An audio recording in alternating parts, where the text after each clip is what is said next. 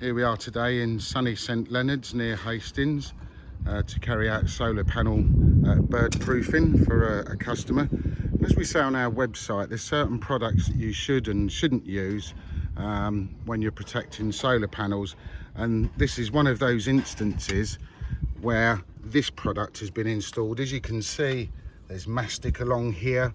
Eventually, and I'm putting no pressure on this at all, and this is just, there you go, it's come off straight away. I'd give this a year or two, in fact, before the whole system probably fails. And the reason why the customer has called us in is because during last winter, the snow, believe it or not, has managed to knock off all the spikes all the way along the front section. So it's one of those jobs, if you're going to have it done properly, have it done once to ensure that pigeons don't get back under your solar panels.